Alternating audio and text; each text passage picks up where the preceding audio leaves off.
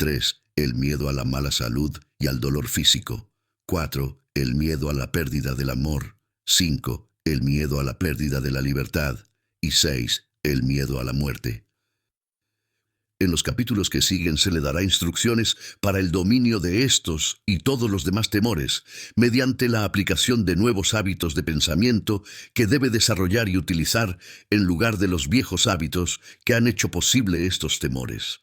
Cualquier otro cambio que pueda ser necesario para darle una vida bien equilibrada no alterará el hecho de que el dominio de estos 7 temores básicos es un deber en su programa de reconstrucción.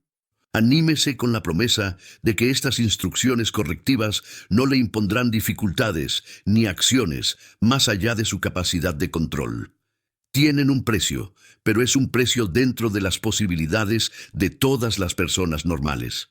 Estamos donde estamos y somos lo que somos debido a nuestros hábitos diarios. Nuestros hábitos están bajo nuestro control individual y pueden cambiarse en cualquier momento con la mera voluntad de cambiarlos. Esta prerrogativa es el único privilegio sobre el que el individuo tiene pleno control. Los hábitos son hechos por nuestros pensamientos, y nuestros pensamientos son la única cosa sobre la cual el Creador nos dio completo derecho de control. Y anexas a este derecho vienen profundas recompensas si lo ejercemos bien, y terribles penalidades si no lo aprovechamos. Capítulo 4. Nuestros guías invisibles. El segundo milagro de la vida. Nuestros guías invisibles, cuya existencia solo puede ser probada por aquellos que los han reconocido y han aceptado recibir su apoyo, permanecen a nuestro servicio desde el momento de nuestro nacimiento hasta nuestra muerte. Estos talismanes invisibles permanecen con nosotros mientras estamos despiertos y nos vigilan, mientras dormimos, aunque la mayoría de las personas pasan por la vida sin reconocer su existencia. No es mi propósito hacer una larga disertación como prueba de la existencia de guías invisibles que ayudan a los seres humanos, sino simplemente llamar la atención sobre ellos a mis compañeros de camino que están dispuestos a aceptar cualquier fuente de ayuda que puedan encontrar en su búsqueda de un modo de vida que satisfaga las propias necesidades y conduzca a la paz de espíritu. Si no hubiera sido por la ayuda que recibí de mis amistosos guías invisibles, nunca podría haber dado al mundo la ciencia del éxito que ahora ayuda a millones de personas a reconocer y hacer uso práctico de sus fuentes internas de poder. 8 de mis guías invisibles han sido reconocidos y nombrados, cada uno con un nombre apropiado a la naturaleza del servicio que prestan. Se describen aquí en detalle, pero hay que tener en cuenta el hecho de que los 8 príncipes guías son el producto de mi propia imaginación y pueden ser duplicados por cualquiera que decida utilizarlos. Yo trato a mis 8 príncipes guías como si fueran personas reales cuyos servicios completos están a mis órdenes durante toda la vida. Les doy órdenes y les agradezco sus servicios como lo haría si fueran personas. Y ellos reaccionan a mis peticiones como si fueran personas reales. A continuación, se describen los 8 príncipes guías y se explica el servicio que presta cada uno de ellos. 1. Príncipe de la prosperidad financiera. La única responsabilidad de este guía invisible es mantenerme adecuadamente provisto de todas las cosas materiales que deseo o necesito para mantener el estilo de vida que he adoptado.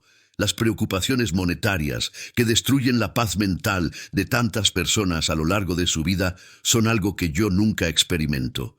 Cuando necesito dinero, siempre lo tengo a mi disposición en la cantidad que necesito. Pero el dinero no se espera ni se obtiene sin que yo dé algo de igual valor a cambio, normalmente en forma de servicio prestado en beneficio de los demás. 2. Príncipe de la buena salud física. La única responsabilidad de este guía es la de mantener mi cuerpo físico en perfecto orden en todo momento, incluyendo el acondicionamiento del cuerpo para cualquier ajuste que haya que hacer, como el de la preparación para la odontología. Antes de que este príncipe se hiciera cargo de mí, sufría dolores de cabeza, estreñimiento y a veces agotamiento físico, todo lo cual se ha corregido. El príncipe de la salud mantiene todos los órganos vitales de mi cuerpo alerta y funcionando en todo momento. Mantiene los miles de millones de células individuales de mi cuerpo debidamente cargadas de resistencia corporal y proporciona una inmunidad adecuada contra todas las enfermedades contagiosas. Recordemos, sin embargo, que coopero con el príncipe de la salud física sana mediante hábitos de vida sensatos, como una alimentación adecuada, la cantidad correcta de sueño y hábitos que equilibran mi trabajo con una cantidad igual de juego, pero particularmente mantengo mi mente ocupada con pensamientos positivos y constructivos y nunca permito que se involucre en ninguna forma de miedo, superstición o hipocondría. Y por último, con cada bocado de comida y cada gota de líquido que entra en mi boca, añado una generosa mezcla de adoración, a través de la cual expreso mi agradecimiento a mi guía invisible, el príncipe de la salud física sana, por el mantenimiento de la salud perfecta en todo mi cuerpo. Disfruto de una apacible calma a lo largo de mi vida, en todas mis actividades y experiencias, pero especialmente me propongo ingerir mis alimentos en una atmósfera de alegre serenidad. En nuestra casa no tenemos una hora fija para la disciplina familiar, pero si la tuviéramos no sería a la hora de comer, como ocurre en muchos hogares. Cada pensamiento que uno expresa mientras come se convierte en una parte de la energía que entra en la comida y entra en el torrente sanguíneo. Y ese pensamiento hace su camino al cerebro donde bendice o maldice a uno según si el pensamiento es positivo o negativo. Prueba de ello es el caso de la madre que amamanta a su hijo. Si ella se preocupa o tiene una mente negativa por cualquier razón mientras el niño está siendo amamantado, su estado mental envenenará su leche y le provocará al niño indigestión o cólicos. Y por supuesto es bien sabido por los médicos que la mayoría de las úlceras de estómago se deben principalmente a la preocupación y al pensamiento negativo. Es obvio, por lo tanto, que el príncipe de la salud física sana debe tener una cantidad considerable de cooperación inteligente para mantener el cuerpo físico funcionando eficiente y normalmente. Este es el precio que hay que pagar por la buena salud. 3. Príncipe de la paz mental. La única responsabilidad de este guía invisible es mantener la mente libre de influencias perturbadoras, como el miedo, la superstición, la codicia, la envidia, el odio y la avaricia. El trabajo del príncipe de la paz mental está estrechamente relacionado con el del príncipe de la salud física. A través del trabajo de este guía invisible, uno puede apagar todos los pensamientos de circunstancias desagradables del pasado y todos los pensamientos de circunstancias desagradables contempladas para el futuro, como el de las operaciones quirúrgicas o la odontología. El príncipe de la paz mental mantiene la mente tan ocupada con temas de su elección que no queda espacio en ella para pensamientos voluntarios y extraviados de naturaleza negativa. Para estos, las puertas de la mente están fuertemente cerradas. Este guía invisible tiende un muro de protección alrededor de uno, que mantiene fuera todo lo que podría conducir a la preocupación o el miedo o la ansiedad de cualquier naturaleza, excepto solo aquellas circunstancias que tienen un derecho legítimo a la consideración en relación con las obligaciones de uno a los demás, y estos son tan modificados que son fáciles de manejar. Siempre hay relaciones humanas que pueden ser desagradables temporalmente, que uno debe reconocer y manejar, como los detalles de la administración de un negocio o una profesión o trabajo o el presupuesto familiar, y siempre hay emergencias desagradables que uno debe enfrentar, como la muerte de amigos o seres queridos. El príncipe de la paz mental ayuda al individuo a relacionarse con todo ello sin perder el equilibrio mental. 4 y 5. Príncipe de la esperanza y príncipe de la fe funcionan como gemelos. La única responsabilidad de estos guías invisibles es la de mantenerme abierta la puerta de acceso a la inteligencia infinita en todo momento, bajo cualquier circunstancia. Estos gemelos evitan que me incapacite con limitaciones innecesarias en relación con el trabajo de mi vida, y me ayudan a organizar mis planes de manera que se ajusten a las leyes de la naturaleza y a los derechos de mis semejantes. También me ayudan a ver mis planes como una realidad completa, incluso antes de empezar a ponerlos en práctica, y me impiden emprender cualquier plan o propósito que, si se llevara a cabo, podría ser perjudicial para mí o para los demás. Los príncipes de la esperanza y de la fe me mantienen en contacto constante con las fuerzas espirituales que operan a través de mí y me guían hacia objetivos que benefician a todos aquellos con quienes entro en contacto, ya sea en persona o a través de mis obras escritas. He ahí la explicación de por qué los lectores de mis libros tienen un éxito tan universal en la planificación de sus propias vidas. Estos príncipes de la esperanza y de la fe me mantienen cargado de entusiasmo suficiente para alejarme de la procrastinación. Mantienen mi imaginación alerta y activa en la planificación del trabajo al que dedico toda mi vida. Me ayudan a encontrar alegría y felicidad en todo lo que hago, y me ayudan a interpretar los males del mundo sin abrazarlos ni ser herido por ellos. Me ayudan a caminar con todos los hombres, tanto los santos como los pecadores, y a seguir siendo el dueño de mi propio destino, el capitán de mi propia alma. Mantienen mi ego alerta y activo, pero humilde y agradecido. Y por último, me ayudan a cabalgar sobre las olas del caos y la confusión, en un mundo que está experimentando dramáticos cambios sociales, sin renunciar ni descuidar mi propio privilegio inalienable de controlar y dirigir mi propia mente hacia los fines que yo elija. Con la esperanza y la fe como mis guías constantes, enfrento con éxito las resistencias y las experiencias desagradables de la vida, transmutándolas en fuerzas positivas, a través de las cuales llevo a término mis objetivos y propósitos. Con la ayuda de estos guías gemelos, todo lo que llega a mi molino de la vida se convierte en la primera de las oportunidades. 6 y 7. Príncipe del amor y príncipe del romance. La única responsabilidad de estos guías invisibles es mantenerme joven de cuerpo y mente, y hacen tan bien su trabajo que celebro cada cumpleaños restando un año a mi edad. Y el feliz resultado es que pienso, trabajo y juego como si tuviera 20 años menos. Los príncipes del amor y del romance hacen de mi trabajo una alegría que no conoce el desaliento ni la fatiga, y estimulan mi imaginación para crear con facilidad los modelos de todas las cosas que deseo realizar. Estos guías invisibles me ayudan a revivir los amores y las fantasías de los días pasados, y me traen recuerdos de experiencias pasadas que han servido para introducirme en mi otro yo. Ese yo que abraza las bellezas y evita lo desagradable de la vida. El amor y el romance me han ayudado a cambiar las penas, las frustraciones y los fracasos del pasado por sabiduría, y han dado a mi alma un refinamiento que no podría haber alcanzado por ningún otro medio.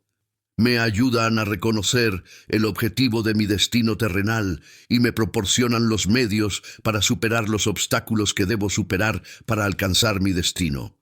Me ayudan a hacer que cada día de mi vida se pague con dividendos de alegría que compensan con creces la necesidad de lucha que cada día exige. El amor y el romance me han hecho flexible y adaptable a todas las circunstancias que afectan a mi vida, tanto las agradables como las desagradables, para que no pierda el privilegio de controlar y dirigir mi mente hacia los fines que yo elija. Me proporcionan un agudo sentido de humanidad con el que me ajusto favorablemente en todas mis relaciones humanas, y me ayudan a atraer a las personas y a las circunstancias que necesito para agradecer mi estancia en la vida.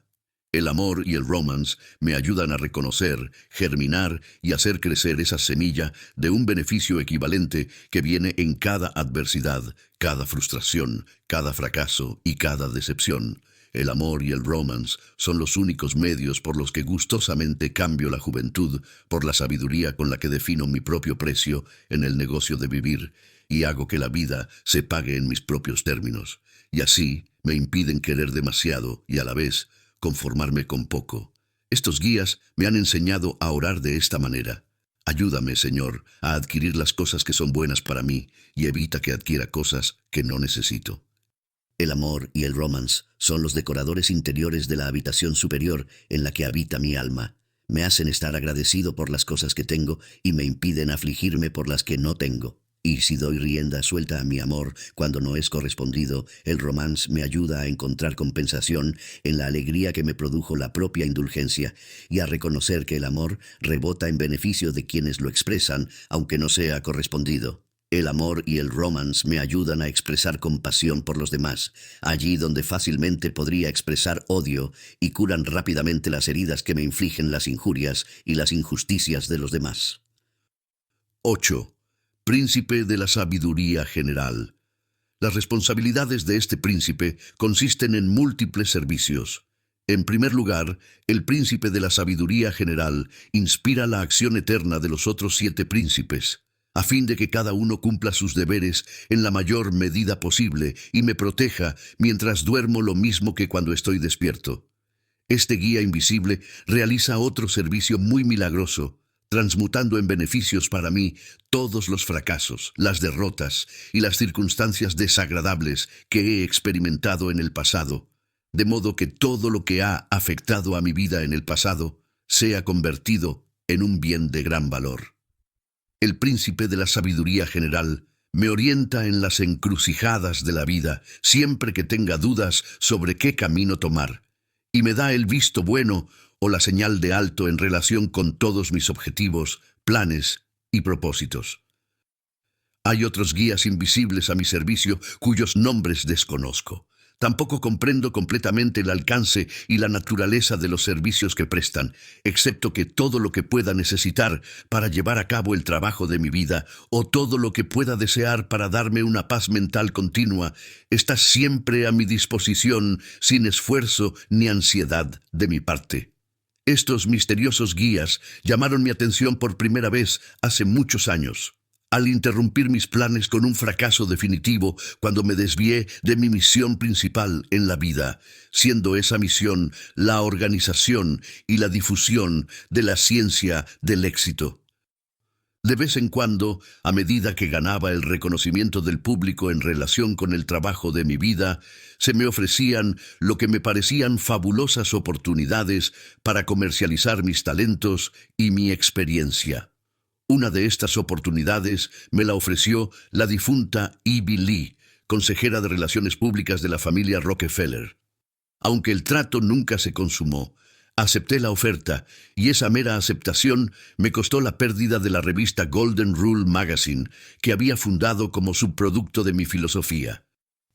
Después de haberme encontrado con un fracaso tras otro, y cada vez que estuve tentado de desertar y dejar de lado la misión principal de mi vida, empecé a notar que los efectos de cada fracaso se anulaban inmediatamente cuando volvía a mi ruta y empezaba a llevar a cabo mi misión. Esto sucedía tan a menudo que no podía explicarse como una mera coincidencia.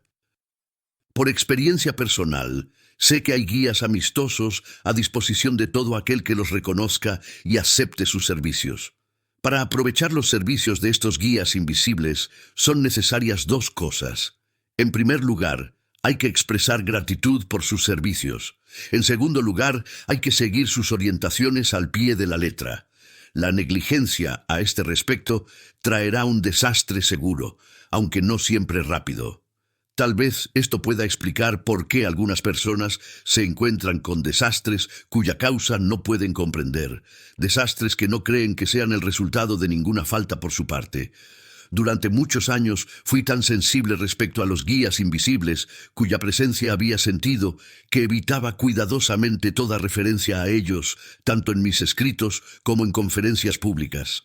Entonces, un día en una conversación con Elmer Gates, un distinguido científico e inventor, me sentí abrumado de alegría cuando me enteré de que no solo había descubierto la presencia de guías invisibles, sino que había formado una alianza de trabajo con ellos que le permitió perfeccionar más inventos y obtener más patentes de las que jamás se habían concedido al gran inventor Thomas Edison. A partir de ese día, empecé a hacer indagaciones entre los cientos de hombres de éxito que colaboraron conmigo en la organización de la ciencia del éxito, y descubrí que cada uno de ellos había recibido guía de fuentes desconocidas, aunque muchos de ellos eran reacios a admitir este descubrimiento. Mi experiencia con los hombres que se encuentran en los altos escalones de los logros personales ha sido que prefieren acreditar su éxito a su superioridad individual. Thomas Edison, Henry Ford, Luther Burbank, Andrew Carnegie, Elmer Gates y el Dr. Alexander Graham Bell se extendieron bastante en sus descripciones de sus experiencias con guías invisibles, aunque algunos de estos hombres no se referían a estas fuentes invisibles de ayuda como guías.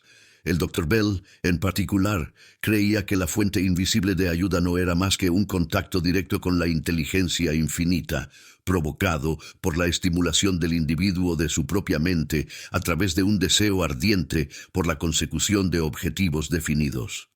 A través de la guía de fuerzas invisibles, Madame Marie Curie fue dirigida a la revelación del secreto y la fuente de suministro del elemento radio, aunque no sabía de antemano dónde empezar a buscarlo, ni qué aspecto tendría si lo encontraba. Thomas Edison tenía una opinión interesante en cuanto a la naturaleza y la fuente de las fuerzas invisibles que utilizaba tan libremente en su trabajo de investigación en el campo de la invención.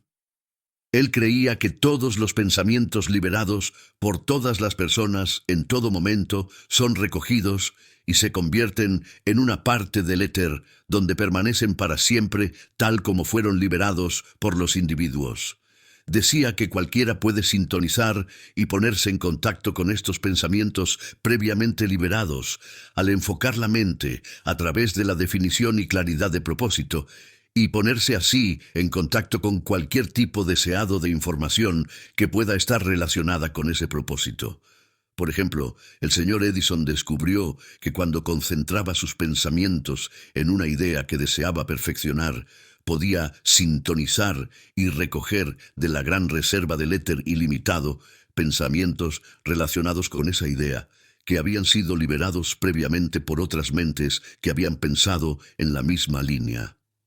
El señor Edison recalcó en el hecho de que el agua sigue su curso a través de ríos y arroyos, presta una gran variedad de servicios a la humanidad y regresa finalmente a los océanos de los que procede para formar parte de la masa principal de agua, donde es limpiada y preparada para comenzar de nuevo su viaje. Este ir y venir del agua, sin disminuir ni aumentar su cantidad, tiene un paralelo definido en la energía del pensamiento.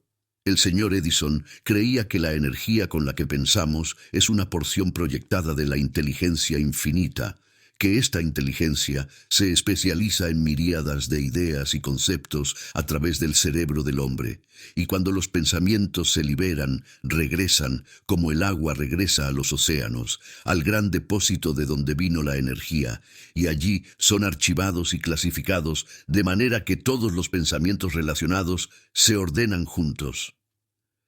El señor Edison descartó definitivamente la creencia de algunos que afirman que los guías invisibles son personas fallecidas que una vez vivieron en la Tierra. Estoy totalmente de acuerdo con eso, ya que nunca he encontrado la menor prueba que indique que las personas que parten de la Tierra se comunican con los que viven. Para ser justo con los que puedan creer lo contrario, admito francamente que se trata solo de mi opinión personal, que no he llegado a esa opinión por las pruebas, sino por la falta de pruebas. Al repasar las páginas de la historia de la civilización, uno no puede evitar sentirse profundamente impresionado por el hecho de que siempre, cuando los pueblos se han visto desbordados por alguna gran crisis que amenazaba con destruir los logros de la civilización, ha hecho su aparición un líder con la sabiduría interior necesaria para proporcionar los medios de supervivencia y la continuación de la civilización. Tuvimos pruebas de que el liderazgo adecuado siempre aparecía en tiempos de grandes crisis, cuando los británicos amenazaron la libertad del pueblo en las colonias en 1776, en la persona de George Washington y su pequeño ejército de soldados mal alimentados, mal vestidos, mal entrenados y mal armados. Tuvimos más pruebas cuando esta nación estaba siendo desgarrada por luchas internas durante la guerra entre estados en la persona del gran líder Abraham Lincoln. Y tuvimos aún más pruebas en las dos guerras mundiales, cuando nos vimos obligados a luchar contra las fuerzas combinadas de la ciencia controlada por bárbaros que pretendían destruir la libertad personal y los derechos humanos en todo el mundo. En todos estos casos siempre han aparecido fuerzas y circunstancias invisibles que ayudan a que lo que es correcto prevalezca sobre lo que está mal. Y cada individuo nace con un grupo de guías invisibles suficientes para satisfacer todas sus necesidades, y con estas guías vienen penalidades definidas por la negligencia en reconocerlas y usarlas, y también recompensas definidas por su reconocimiento y uso. En general, las recompensas consisten en la sabiduría necesaria para asegurar el éxito del individuo en el cumplimiento de su misión en la vida, cualquiera que ésta sea, y para mostrarle el camino hacia la más inestimable de todas las riquezas, la paz mental. A lo largo de este volumen he descrito, a través de muchas frases e ilustraciones, el secreto supremo de todos los logros humanos. Aquellos que descubran este secreto recibirán con él los medios para reconocer y poner a su servicio a los guías invisibles que ahora pueden yacer dormidos, esperando ser reconocidos y llamados al servicio. La presencia de estos guías y la evidencia de su servicio activo a favor de uno serán reconocidas por las mejoras y beneficios que comenzarán a manifestarse desde el mismo día en que los guías reciban reconocimiento e instrucciones definidas. ¿Fantástico y poco práctico?, exclama alguien. No, milagroso es una mejor palabra, porque nadie que yo sepa ha explicado todavía la fuente de estos guías invisibles, ni cómo o por qué se les asigna guiar las vidas de las personas de este mundo. Pero hay miles de estudiantes de la ciencia del éxito que saben que los guías existen, porque ellos también han aprendido el método, el secreto supremo, por el cual esta guía puede ser adquirida.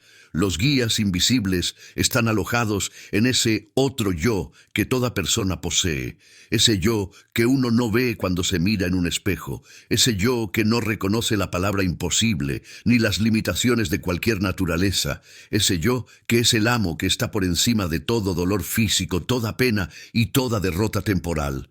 En algún momento, mientras lees este volumen, tu otro yo puede saltar de detrás de las líneas, donde podrás reconocerlo si no lo has hecho ya. Cuando hayas llegado a ese punto, pasa la página y márcala para futuras referencias, pues habrás llegado a un profundo punto de inflexión en tu vida. Con estas observaciones, no pretendo demostrar nada, solo pretendo introducir al lector en ese otro yo que, una vez reconocido, le proporcionará todas las pruebas que pueda desear, lo cual es solo otra forma de decir que estoy tratando de inducir al lector a buscar dentro la respuesta al enigma de la vida, a pensar por sí mismo.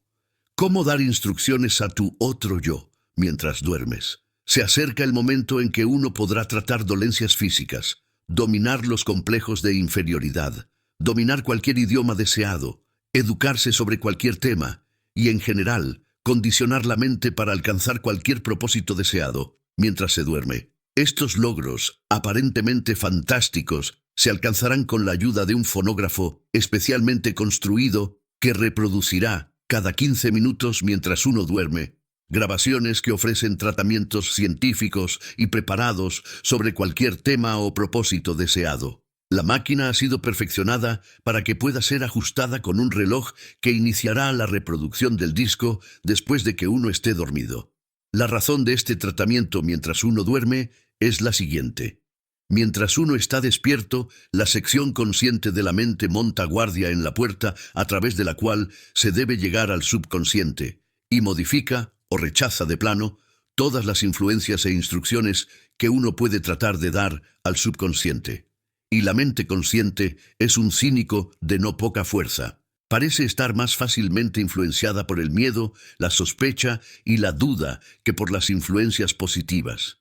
Por esta razón, cualquier directiva que uno desee dar al subconsciente puede darse mejor cuando la mente consciente está dormida y fuera de servicio. El otro yo solo puede ser alcanzado a través de la mente subconsciente, y esta irresistible entidad que todo el mundo posee es algún poder misterioso asociado con y existente en el mismo plano que nuestros guías invisibles. Este sistema de tratamiento durante el sueño es especialmente adaptable al propósito de desarrollar sanos rasgos de carácter y eliminar hábitos indeseables en los niños mientras duermen, y puede funcionar sin necesidad de que ellos lo entiendan.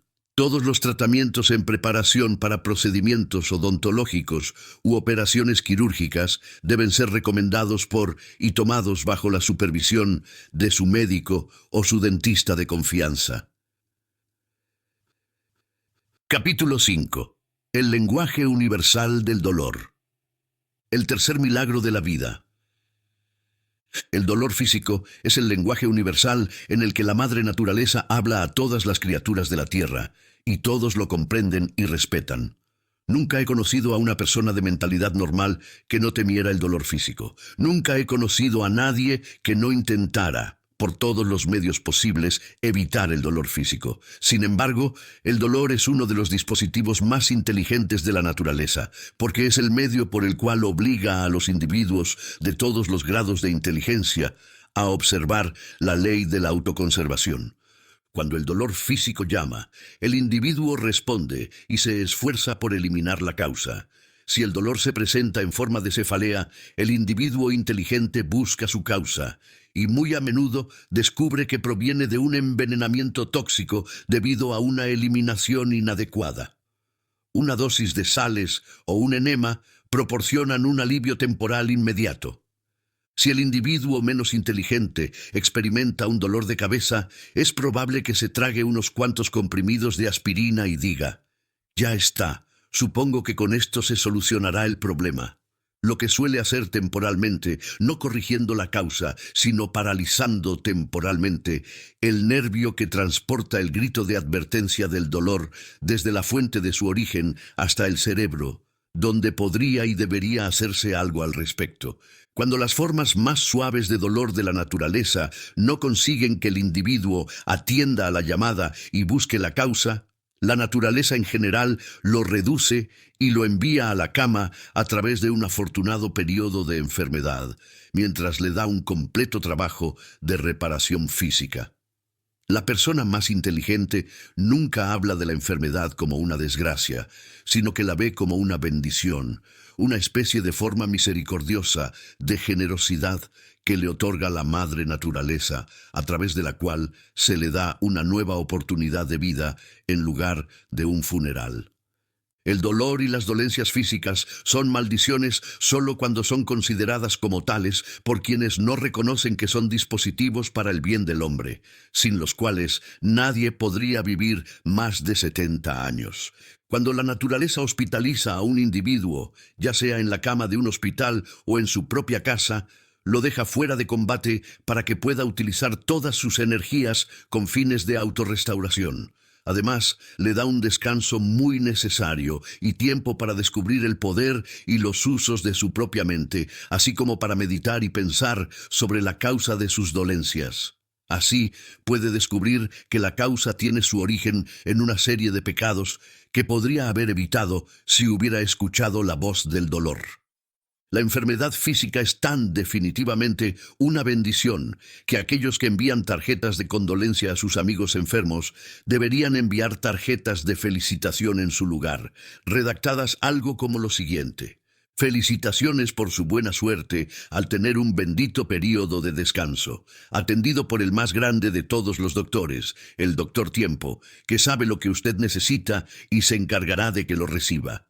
Adopte esta actitud positiva hacia las dolencias físicas y observe lo bien que su actitud mental sirve para eliminar la causa de su enfermedad. Entonces reconocerá que el dolor físico y la enfermedad son bendiciones, sin las cuales el hombre no sobreviviría mucho tiempo.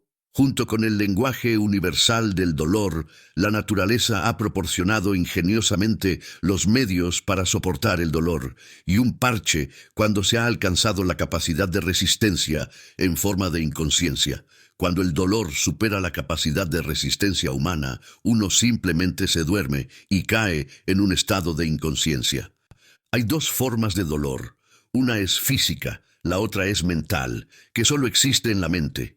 La mayoría de los dolores físicos son exagerados en gran medida por la reacción mental ante ellos. En odontología, por ejemplo, el dolor es aproximadamente un 10% físico y un 90% mental. La mayor parte del sufrimiento en odontología se produce en forma de miedo, antes de que el paciente se siente en el sillón del dentista.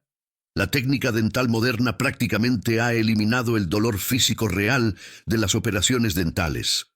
Y la psicología moderna, como se muestra en un capítulo posterior, ha eliminado el dolor mental de la odontología. El dominio del dolor físico plantea uno de los mayores desafíos a quienes buscan la paz mental a través de la autodisciplina. Proporciona una oportunidad sin igual para que uno tome plena posesión de su mente. La única cosa que uno debe hacer para que la vida rinda frutos en sus propios términos. Conviértase en el amo sobre el apetito.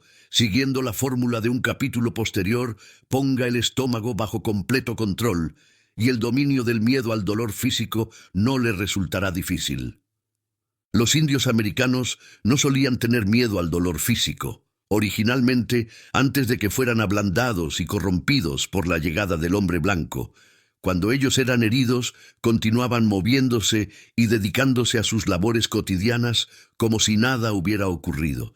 Siguiendo el ejemplo de los indios, muchos cirujanos aconsejan ahora a los pacientes que se han sometido a ciertos tipos de operaciones quirúrgicas que vuelvan a su rutina diaria de vida muy poco después de la cirugía. El cirujano reconoce, y tal vez también lo hacían los indios, que la naturaleza hace un maravilloso trabajo de curación cuando uno confía y aprende a cooperar con ella inteligentemente. En las zonas montañosas del sur hay mujeres que dan a luz un día y vuelven a sus tareas domésticas o incluso a trabajar en el campo al día siguiente. No se preocupan por el parto más de lo que muchas mujeres se preocupan por un dolor de cabeza o un resfriado. Y no conocen el miedo al dolor físico. En las batallas, durante los tiempos de guerra, no es raro que los hombres sigan luchando después de haber sido gravemente heridos, a menudo sin darse cuenta de ningún dolor hasta después de que la batalla haya terminado. Bajo el estrés de la batalla, la mente del soldado está tan concentrada en el trabajo que tiene entre manos, que se eleva por encima del miedo al dolor físico. Por lo tanto, no siente dolor hasta que sus emociones se normalizan.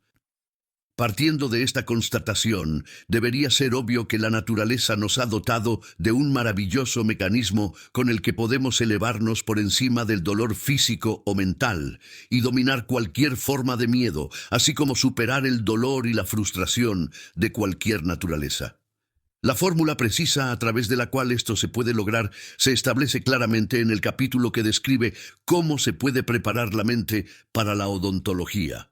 Durante mis 40 años de experiencia en relación con la organización y la enseñanza de la ciencia del éxito, he tenido el privilegio de entrar en estrecho contacto con prácticamente todo tipo conocido de problema humano y todo tipo de ser humano. Una de las impresionantes lecciones que aprendí de estos contactos íntimos consistió en el hecho de que los más exitosos, las personas verdaderamente grandes, los líderes en sus industrias, habían dominado el miedo al dolor tanto físico como mental. Por el contrario, observé que los fracasados y los inútiles eran víctimas del miedo al dolor físico y mental, a menudo hasta la superstición. De esta constatación se desprende que existe una relación directa y significativa entre el dominio del miedo al dolor físico y mental y la consecución del éxito personal en la vocación. Y la importancia es la siguiente. El dominio del dolor físico y mental indica fuertemente que uno ha tomado el control completo de su propia mente, siendo esta la única cosa sobre la cual el Creador le dio al hombre el privilegio del control absoluto. Durante el curso de mi investigación sobre las causas del éxito y el fracaso, dirigí muchas clases en las que se inscribieron hombres y mujeres en la práctica y en todos los ámbitos de la vida. Uno de los personajes más notables que he conocido fue una viuda que asistió a una de mis clases en Washington, D.C. Perdió a su marido en la Primera Guerra Mundial. Poco tiempo después se enfermó y tuvo que ser llevada a cirugía. La primera operación no tuvo éxito y tuvo que ser seguida de otras dos. Los gastos de su enfermedad le obligaron a vender su modesta casa. Por lo tanto, cuando salió del hospital tras la última operación, no tenía dónde vivir. Tenía 2 hijos casados, pero ninguna de las esposas le permitía vivir en sus casas, ni siquiera temporalmente. Tenía un hermano y una hermana, pero ninguno de los dos quiso hacerse cargo de ella mientras convalecía de su enfermedad. Finalmente, el pastor de la iglesia a la que ella había asistido antes le dio una mano y encontró a una vecina que le ofreció un hogar temporal. Fue allí donde conocí por primera vez a esta notable mujer, a la que habían llamado a reunirse conmigo con la esperanza de que yo pudiera ayudarla a ser autosuficiente. Por supuesto, se trataba de un caso de caridad y yo no tenía intención de cobrar nada por mis servicios, pero me llevé la sorpresa de mi vida cuando le dije a la mujer que podía ser mi alumna sin cobrar nada por la matrícula. Considero su respuesta a mi oferta un texto clásico, digno de citar aquí. «Es usted muy amable», empezó diciendo, «pero siempre he creído que no existe el algo por nada. Usted es un profesional y se gana la vida enseñando a otras personas a vivir correctamente. Por lo tanto, entraré en su clase y me pondré bajo su tutela, pero con el claro entendimiento de que lo hago con un acuerdo de pago aplazado. Es cierto que he sufrido dolor físico y angustia mental, pero no he dejado de luchar, ni me he hundido en estas circunstancias tan difíciles. No tengo medios financieros en este momento, pero tengo todas las facultades de mi mente y tengo la intención de utilizar estas facultades, como el Señor quería que lo hiciera, para liberarme de la necesidad y de todo tipo de miedos. He perdido a mi marido, pero también lo han perdido miles de mujeres, y yo no soy mejor que ellas. Mis hijos y mis hermanos se negaron a darme una mano cuando más lo necesitaba, pero su negativa les ha perjudicado más a ellos que a mí, porque les ha privado de la oportunidad de ser misericordiosos con una persona desvalida, y aún ha dejado abierto un camino por el que puedo recuperar mi independencia mediante el uso de mi propia mente. No lamento el sufrimiento por el que he pasado, porque me ha dado la resistencia moral con la que ganaré, para mí, la libertad en el futuro. Y no guardo ningún rencor a mi familia por negarse a acudir en mi ayuda, porque su negligencia me ha proporcionado una maravillosa oportunidad para cumplir la admonición del Señor de perdonar a quienes nos hieren.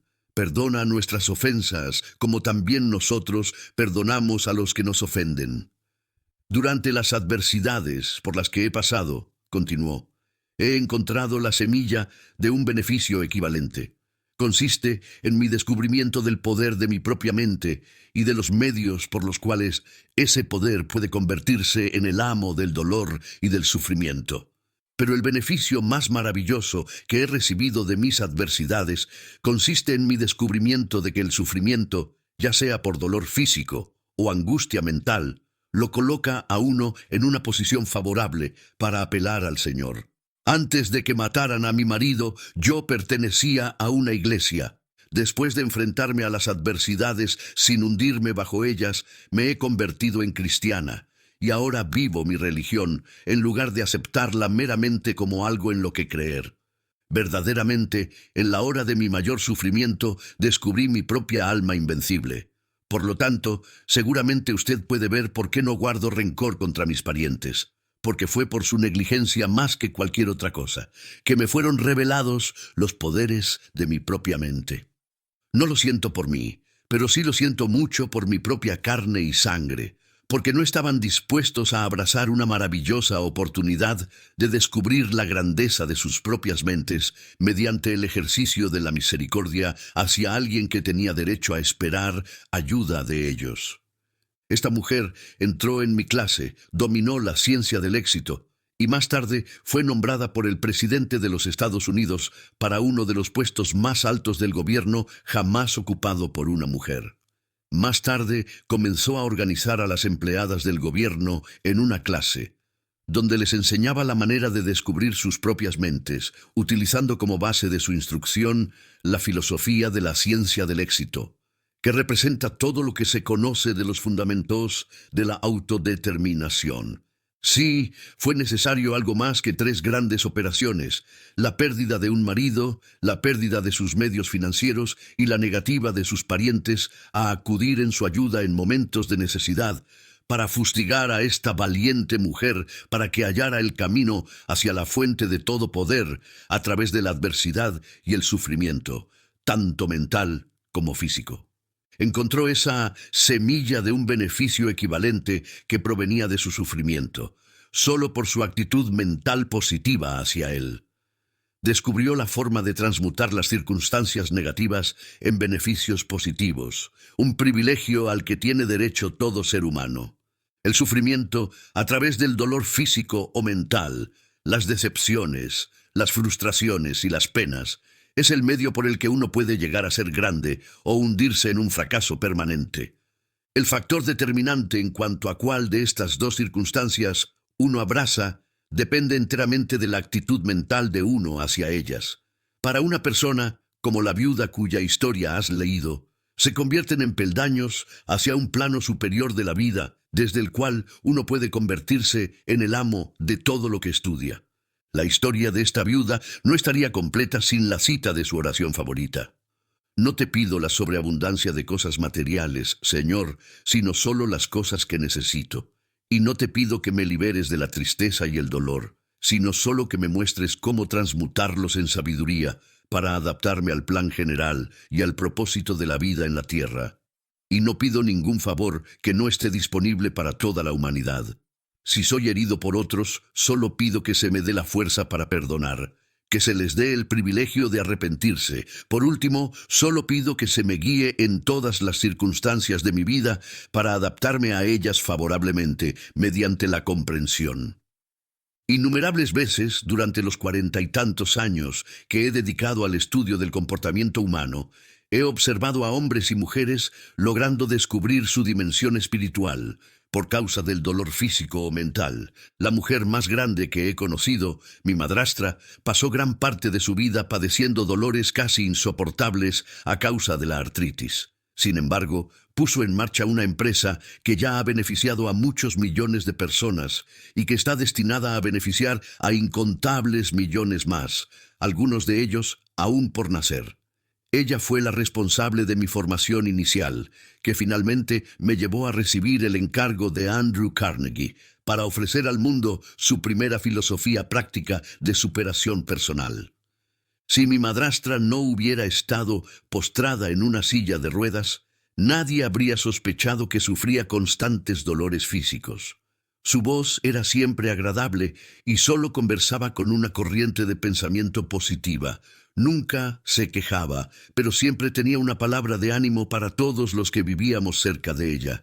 Estoy seguro de que cualquiera que la conociera y comprendiera hasta qué punto había dominado el dolor físico, se habría sentido totalmente avergonzado de haber expresado miedo a cualquier forma de odontología o cirugía. La actitud mental de mi madrastra hacia el dolor físico fue uno de los principales factores que hicieron de ella una persona verdaderamente grande, querida por todos los que la conocieron, envidiada por algunos debido a su profunda autodisciplina.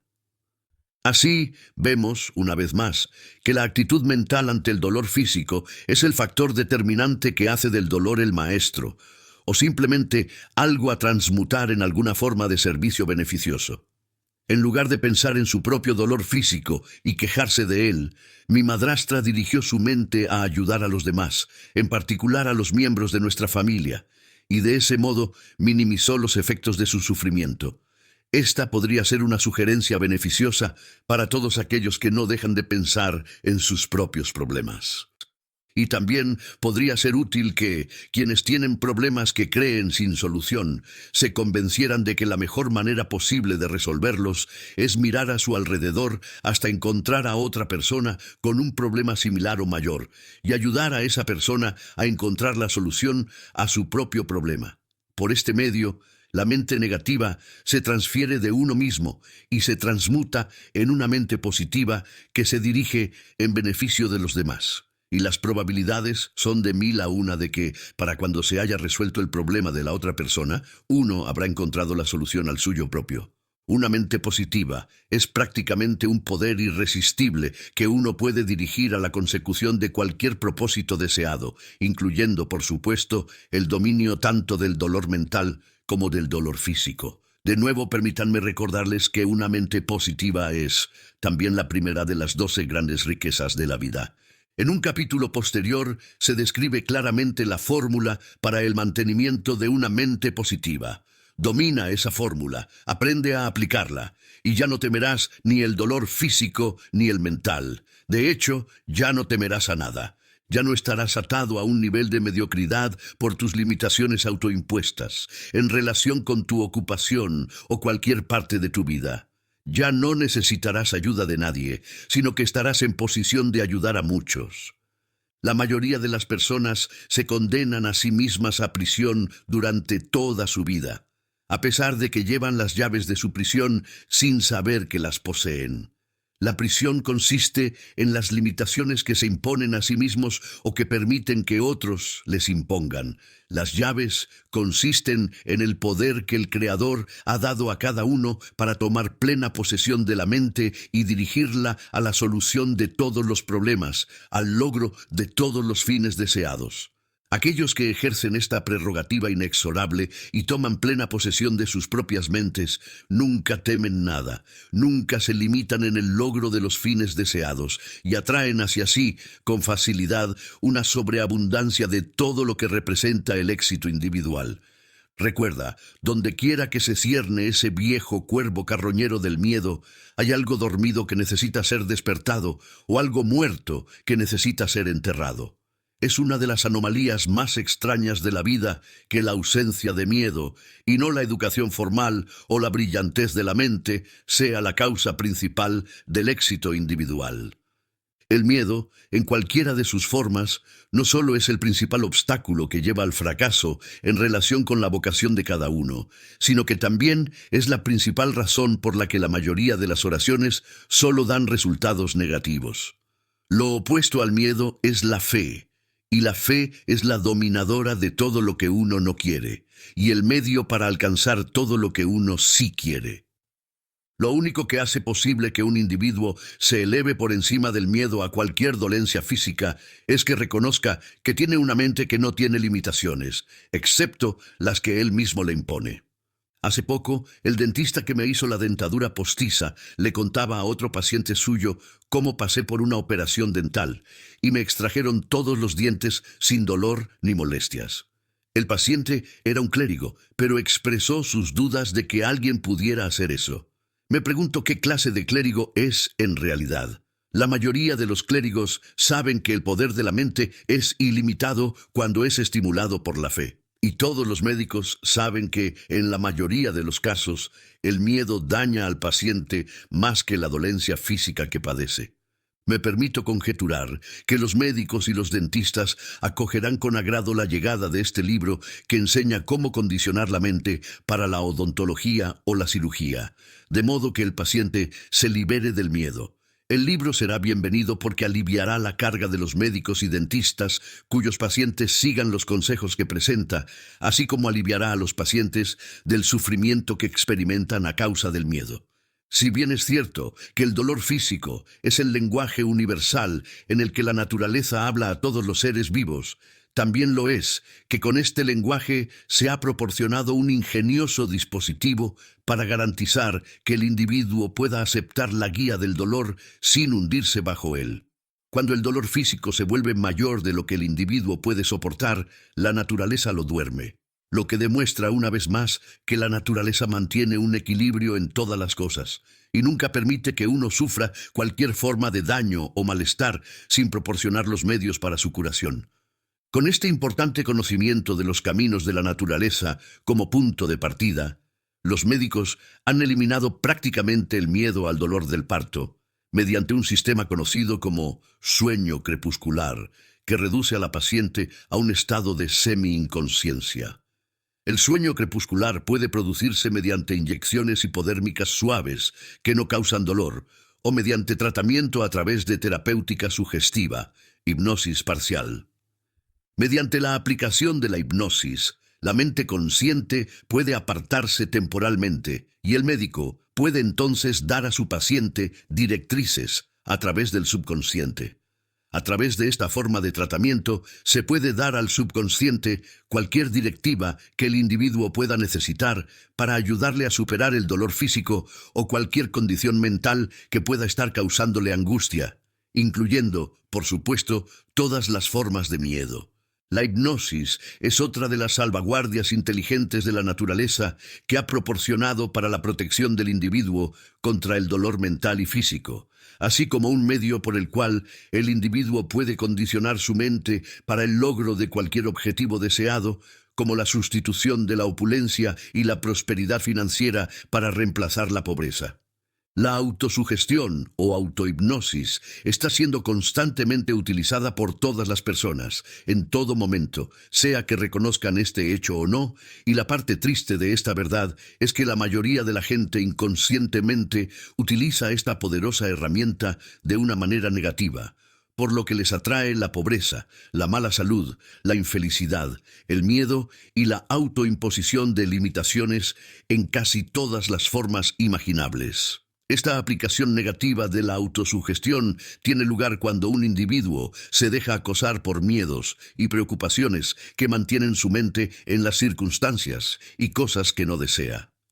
La aplicación positiva de la autosugestión, mediante la cual uno fija su mente en las circunstancias y cosas que desea, se describe más detalladamente en capítulos posteriores. La fórmula por la cual se alcanza este fin es simple y siempre bajo el control directo de uno.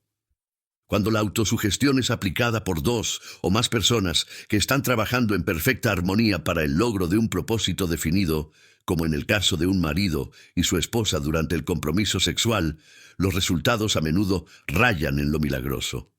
A medida que avanza en la lectura de estos capítulos, hay ciertas fuerzas importantes disponibles para su uso y beneficio, con las que el autor desea que se familiarice plenamente. Algunas de ellas son: 1. Autosugestión. El medio por el cual uno puede dar directivas a la mente subconsciente para cualquier propósito deseado, por el simple procedimiento de emocionalizar los propios deseos y repetirlos a menudo, como se indicará en capítulos posteriores. 2. Transmutación. El acto de cambiar una forma, sustancia o pensamiento en otro, como el cambio de la mente de pensamientos de miedo, infelicidad y pobreza, a pensamientos de afluencia, felicidad y éxito.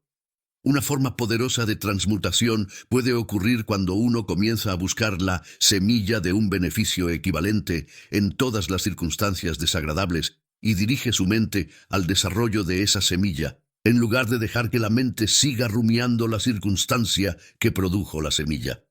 3. La mente maestra. Una alianza de dos o más mentes, en un estado de perfecta armonía para la consecución de propósitos definidos. La más profunda alianza de mente maestra es la que puede existir entre un hombre y su esposa. 4. Autohipnosis. La hipnosis es un dispositivo inteligente proporcionado por la naturaleza, con el que uno puede condicionar su mente para la consecución de cualquier fin deseado. Es el medio por el cual el individuo puede tomar posesión de su propia mente y dirigirla hacia fines negativos o positivos. El privilegio del control sobre la mente es la única cosa sobre la cual el Creador ha dado al hombre el privilegio exclusivo de control, y la autosugestión o autohipnosis es el medio por el cual este privilegio puede convertirse en una maldición o en una bendición, según la forma en que uno lo adopte y lo utilice. La autohipnosis es una de las principales técnicas mediante las cuales el autor ha condicionado las mentes de millones de personas para el logro de la prosperidad financiera y la paz mental. Y 5. El subconsciente. La sección subconsciente de la mente consiste en una sección del cerebro que sirve como el sexto sentido, o la puerta de entrada a la inteligencia infinita. Esta puerta puede ser abierta y utilizada sin limitación para cualquier propósito deseado, mediante la ayuda de la fórmula presentada en un capítulo posterior. Es por esta puerta que todas las oraciones deben ser presentadas. Y ten siempre presente el importante hecho de que es a través de esta puerta, que a veces se deja abierta por descuido, por donde los pensamientos negativos, liberados por otras personas, pueden entrar en la mente de uno y causar fracaso, preocupación, derrota y dolencias tanto mentales como físicas. El sexto sentido, que opera a través de la mente subconsciente, es a la vez una estación de radiodifusión y un conjunto de recepción de las vibraciones del pensamiento, y es responsabilidad del individuo para protegerse contra los pensamientos negativos de otras personas que este conjunto de recepción está constantemente recogiendo, y también para proteger a otras personas, absteniéndose de enviar a través de esta estación de radiodifusión cualquier pensamiento de carácter negativo. El único plan seguro para el progreso del propio bienestar y la protección de los demás es el de mantener la mente tan ocupada, emitiendo pensamientos positivos, que no quede tiempo para enviar pensamientos negativos, porque es tan cierto como que la noche sigue al día, que cualquier pensamiento que uno envíe volverá multiplicado, ya sea para bendecir o para maldecir. Un gran filósofo expuso esta profunda verdad de forma muy sucinta cuando dijo: todo lo que haces por y para otro, mediante los pensamientos que le envías, lo haces por y para ti mismo. Por lo tanto, el mejor método para protegerse contra la afluencia de pensamientos negativos emitidos por otras personas es mantener la emisora tan ocupada enviando pensamientos positivos que no quede tiempo para recibir pensamientos negativos. Esta fórmula es imbatible, es práctica y está bajo el control del individuo. Los pensamientos negativos emitidos por otras personas pueden entrar en la mente de uno a través del sexto sentido, pero estos pueden ser transmutados instantáneamente en pensamientos positivos y dirigidos a través de la autosugestión a la consecución de las circunstancias y cosas que uno pueda desear. Esta es la forma más beneficiosa de la transmutación del pensamiento conocido por el hombre, y uno por el cual el individuo puede tomar plena posesión de su propia mente. No rechaces los términos autosugestión y autohipnosis porque no los entiendes. La simple verdad es que tú ya los utilizas constantemente, así no te des cuenta. Por lo tanto, en lugar de utilizarlos ciegamente, con fines destructivos, es mejor abrazarlos y utilizarlos conscientemente para la consecución de fines deseables. En este principio, que lleva a tantas personas al fracaso y a la derrota, consiste también el potencial de triunfo y éxito, cuando el principio es comprendido y aplicado con determinación de propósito. Capítulo 6. Crecimiento a través de la lucha. El cuarto milagro de la vida. La necesidad de luchar es uno de los ingeniosos artificios mediante los cuales la naturaleza obliga a los individuos a expandirse, desarrollarse, progresar y fortalecerse a través de la resistencia. La lucha puede convertirse, y de hecho se convierte, en un calvario o en una magnífica experiencia, a través de la cual el individuo expresa su gratitud por la oportunidad de conquistar la causa de su lucha. La vida, desde el nacimiento hasta la muerte, es literalmente un registro ininterrumpido de una variedad cada vez mayor de luchas que ningún individuo puede evitar. El dominio de la ignorancia exige lucha. La educación implica una lucha eterna, y cada día es el día del comienzo porque la educación es acumulativa. Es un trabajo para toda la vida. La acumulación de riquezas materiales abunda en la necesidad de lucha. Tanto es así que muchos individuos se suicidan a una edad temprana debido a la ansiedad y al sobreesfuerzo en el afán por adquirir más dinero del que necesitan. El mantenimiento de una buena salud física exige una lucha eterna contra los múltiples enemigos de la buena salud. Lucha por la comida y el alojamiento, lucha por una oportunidad de ganarse la vida, lucha por mantener un empleo, lucha por obtener reconocimiento en una profesión, lucha por mantener un negocio fuera de la bancarrota. Miremos en la dirección que miremos, encontraremos que no hay una circunstancia de la vida diaria que no exija una lucha individual para sobrevivir. Nos vemos obligados a reconocer que esta gran necesidad universal de lucha debe tener un propósito definido y útil. Ese propósito es forzar al individuo a agudizar su ingenio, despertar su entusiasmo, construir su espíritu de fe, ganar definición de propósito, desarrollar su poder de voluntad, inspirar su facultad de imaginación para darle nuevos usos a viejas ideas y conceptos, y así cumplir alguna misión desconocida para la cual puede haber nacido. La lucha impide que el hombre se duerma en la autosatisfacción o la pereza y le obliga a avanzar y ascender en el cumplimiento de su misión en la vida, y de este modo hace su contribución individual a lo que pueda ser el propósito universal de la humanidad en la tierra. La fuerza, tanto física como espiritual, es el producto de la lucha. «Haz la cosa», dijo Emerson, «y tendrás el poder». Enfréntate a la lucha y domínala, dice la naturaleza, y tendrás fuerza y sabiduría suficientes para todas tus necesidades. Si deseas un brazo fuerte, dice la naturaleza, dale un uso sistemático bajo el peso de un martillo de 3 libras y pronto tendrás músculos como bandas de acero. Si no deseas un brazo fuerte, dice la naturaleza, átalo en un cabestrillo, quítale el uso y elimina la causa de la lucha, y su fuerza se marchitará y morirá. En toda forma de vida, la atrofia y la muerte vienen de la ociosidad. Lo único que la naturaleza no tolera es la ociosidad.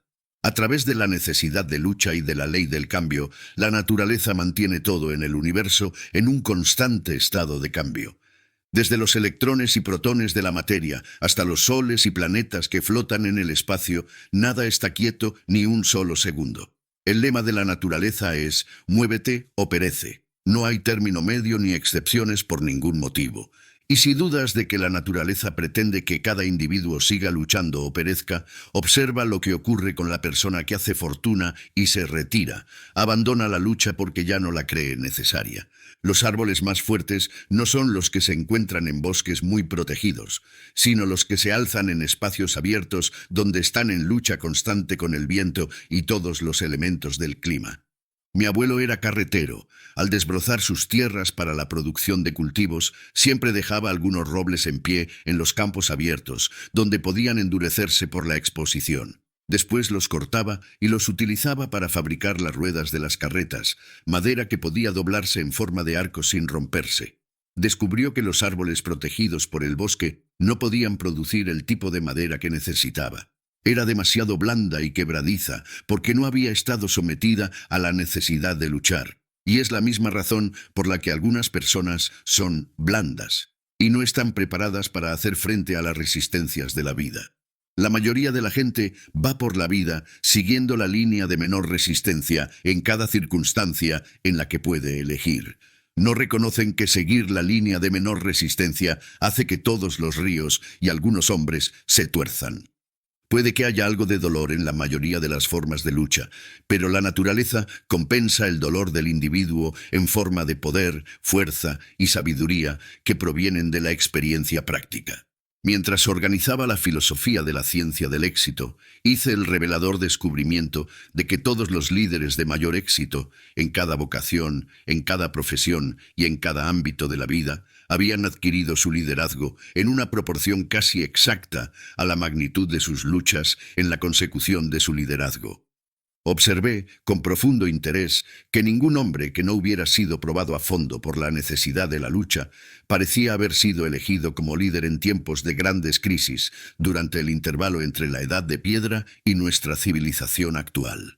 El estudio cuidadoso de todo el registro de la civilización misma, desde la edad del hombre de las cavernas hasta el presente, muestra claramente que es el producto de la lucha eterna. Sí, La lucha es definitivamente uno de los dispositivos del Creador para forzar a los individuos a responder a la ley del cambio, para que el plan general del universo pueda llevarse a cabo. Cuando un individuo se adhiere a un estado mental en el que está dispuesto a aceptar la generosidad del gobierno, en lugar de satisfacer sus necesidades a través de la iniciativa personal, ese individuo está en el camino de la decadencia y de la ceguera espiritual. Cuando una mayoría del pueblo de cualquier nación renuncia a su derecho heredado de abrirse camino a través de la lucha, la historia muestra claramente que toda la nación se encuentra en una espiral de decadencia que inevitablemente debe terminar en la extinción. El individuo que no solo está dispuesto a vivir del erario público, sino que además lo exige como derecho, ya está muerto espiritualmente. El cuerpo físico aún camina, pero es solo una cáscara vacía cuya única esperanza de futuro es un funeral. Esto, por supuesto, solo se refiere a las personas sin discapacidad, aquellas que abandonan la lucha porque son demasiado indiferentes o demasiado perezosas para seguir creciendo a través de la ley del cambio y el impulso de la lucha. Durante 20 años me vi obligado a luchar para dominar los problemas inherentes a mi trabajo de organizar la primera filosofía práctica del éxito en el mundo. En primer lugar, tuve que luchar para prepararme con los conocimientos necesarios para producir la filosofía. En segundo lugar, me vi forzado a luchar para mantenerme económicamente y mientras hacía la investigación necesaria para organizar la filosofía. Luego me encontré con una necesidad aún mayor de luchar para obtener el reconocimiento del mundo para mí y para la filosofía. 20 años de lucha sin ninguna compensación económica directa es una experiencia que no da esperanzas, pero fue el precio que tuve que pagar por una filosofía que estaba destinada a beneficiar a un número incalculable de personas, muchas de las cuales ni siquiera habían nacido cuando comencé mi trabajo. ¿Desalentador? En absoluto, porque desde el principio reconocí que de mi lucha surgirían el triunfo y la victoria en proporción a los esfuerzos invertidos en mi tarea. Esta esperanza no me ha defraudado, sino que me he sentido abrumado por la generosidad con que el mundo ha respondido y me ha rendido homenaje por los largos años de lucha invertidos en mi obra. Además, he obtenido de mi lucha algo de un valor aún mayor y más profundo. Es el reconocimiento de que, a través de mis luchas, he llegado profundamente a los pozos espirituales de mi alma. Y allí he encontrado poderes disponibles para cualquier propósito que pueda desear. Poderes que nunca supe que poseía y que nunca habría descubierto si no fuera por medio de la lucha. A través de mis luchas, descubrí y aprendí a hacer uso de los mágicos 8 príncipes guía, descritos en un capítulo anterior, los amigos invisibles que administran todas mis necesidades físicas, financieras y espirituales, que trabajan para mí mientras duermo,